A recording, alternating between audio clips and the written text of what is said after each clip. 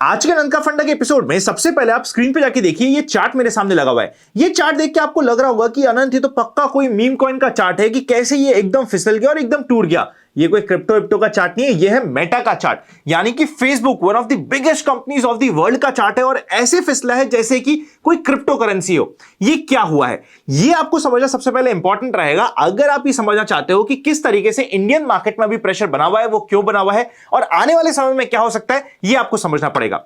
देखिए यहां पे सबसे पहले आप नास्डेक का चार्ट देखिए और नास्डेक के चार्ट में ये देखिएगा, मैं एक बार आपको वीकली चार्ट पर जाता हूं नास्डेक के, और इस कंप्लीट रैली को देखिएगा। ये जो 10,000 से लेके 26,000 तक की रैली आई है, मतलब रफली जो 2.5 गुना आपके लिए हुआ है आपके सामने नास्डेक। इसका सबसे मेन कारण है एआई। मतलब एआई इतना ज्यादा मूव कर रहा है इंटरनेशनल मार्केट्स में। एआई की थीम, एआई के स्टॉक्स, आईटी के रिलेटेड स्टॉक्स और एआई जहां पे भी नाम आ रहा है वो इतना मूव कर रहा है कि कोई हद नहीं है। पर जब भी कोई भी थिंग बहुत ज्यादा सेल हो जाती है, वहां पे उसका बबल सा बन जाता है। और ऐसा एक्सपर्ट्स का मानना है कि इंडिया में नहीं, देखिए इंडिया ने कभी भी इस एआई के बबल में, एआई के मूव में पार्टिसिपेट नहीं किया है, पर इंटरनेशनल मार्केट्स में, यूएस के मार्केट में एआई के ऊपर डिपेंडेंट स्टॉक्स ने काफी बड़ा मूव दिखाया। और अब यहां पे ये टेंशन आ रही है कि अगर ये एआई का बबल बर्स्ट हुआ तो मार्केट काफी टूट सकते हैं, मार्केट में काफी प्रेशर आ सकता है। और इसी प्रेशर के कारण मेटा का स्टॉक भी फॉल हुआ और नास्डेक भी आपको यहां पे थोड़ा बहुत करेक्ट होते हुए दिखा। अब मैं ना एक आपको इंपॉर्टेंट चीज बताता हूं, अगर यहां पे नास्डेक अपने पुराने इंपॉर्टेंट सपोर्ट को ब्रेक करने आता है या फिर सपोर्ट तक भी आता है तो वो 22,000 का होता है। इसके ऊपर यहां पे कोई भी हमें स्ट्रॉन्ग सपोर्ट नहीं मिल रहा है और 26,000 से 22,000, मतलब ये जो मूव है ना, जो सिर्फ ये यहां पे इसके अपने पहले सपोर्ट तक जाएगा, यही होता है 15% का फॉल।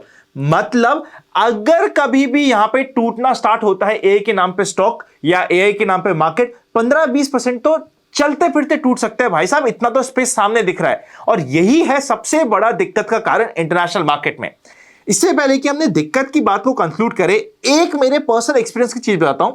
एआई का बबल बन रहा है, मुझे भी पता है, आपको भी पता है। इवन रिसेंटली हमने आशीष सोमैया सर के साथ बात करी थी, वहां पे भी डिस्कशन हुआ था। मान लिया एआई का बबल बन रहा है, पर एआई का बबल बर्स्ट होने से पहले सबको यह विश्वास होना चाहिए कि एआई बबल नहीं फ्यूचर है। क्या यह हुआ है अभी तक? मेरे हिसाब से अभी तक ये नहीं हुआ है। जब तक ये चीज नहीं होगी, एआई का बबल पूरा बर्स्ट नहीं होगा या बबल पूरा नहीं बनेगा। और ये बर्स्ट वाली बात थोड़ी सी इमेच्योर हो जाती है अभी के सिनेरियो में।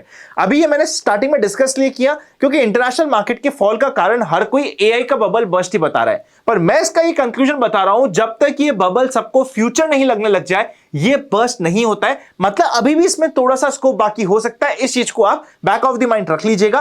पहले मैंने न्यूज बता दी, लोगों का इंटरप्रिटेशन बता दिया और फिर मेरा इंटरप्रिटेशन भी बता दिया, तो इस चीज को ध्यान रखिएगा। और इंडियन मार्केट में स्पेसिफिकली आप बात करोगे ना, निफ्टी का आप चार्ट देखिएगा, इंडियन मार्केट ने एआई की रैली में पार्टिसिपेट ही नहीं करा है। जब किसी इंडेक्स ने पार्टिसिपेट नहीं करा है तो that will be the first market, first index जो इस कंप्लीट बबल जब भी बर्स्ट होगा उसके बाद मार्केट का बॉटम लगेगा। बाउंस बैक करने वाला मार्केट, आप भी यहीं पे हो, मैं भी यहीं पे हो, याद रखिएगा इंडियन मार्केट निकलेगा, बिकॉज इंडियन मार्केट ने पार्टिसिपेट ही नहीं किया है। अब एक बार हम लोग इंट्राडे की यहां पे डिस्कशन कर लेते हैं कि क्या एक्सपेक्टेशंस बन रही है मार्केट की।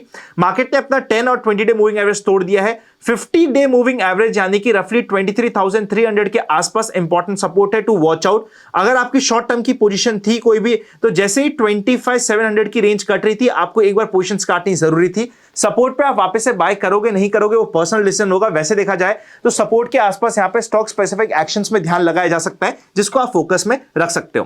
बैंक निफ्टी में ऑन दी अदर हैंड बात करी जाए ना, नॉर्मल सा स्टैंस ये होता है कि अब हमें थोड़ा सा डिफरेंट तरीके से सिनेरियो में बात करनी पड़ेगी, क्योंकि इसका 50 डे मूविंग एवरेज थोड़ा सा दूर है। अगर हमें यहां पे बुलिश पोजीशन बनानी है तो जब मार्केट में 58,400 का फिगर कटेगा तभी हम बुलिश पोजीशन बनाए, तो वो बेटर केस सिनेरियो होता है। ये चीज आप ध्यान रखिएगा। अल्ट्रा शॉर्ट टर्म की positions I am very sure 10 day 20 day moving average पे आपकी कट गई होगी, विच इज वेरी ओके। यहां पे कटी आपकी पोजीशन, वापस बनाने का रेंज आपको यहां पे आ गया है। नीचे ट्रिपल सपोर्ट आ रहा है, वो हम सभी को पता है, पर फोर्थ टाइम इतने ही स्ट्रॉन्ग तरीके से सपोर्ट लेगा नहीं लेगा मार्केट, मुझे नहीं पता। इसलिए मैं चाहता ही नहीं हूं मार्केट इस सपोर्ट को रिटेस्ट करने कहीं जाए, क्योंकि गया तो यहां पे पिक्चर हमारी लंबी खराब हो सकती है, जो मैं अभी नहीं चाह रहा हूं। मैं चाह रहा हूं आप सभी के लिए कि नवंबर थोड़ा सा शांत रहे, दिसंबर मिड थोड़ा सा शांत रहे, पर उसके बाद मार्केट को वापस से मूल माहौल ठीक करने के पूरी प्रोबेबिलिटी, पूरी सिनेरियोस बन रहे हैं, उसके ऊपर भी ध्यान लेना पड़ेगा। डाउ जोन्स पे ध्यान रखिएगा।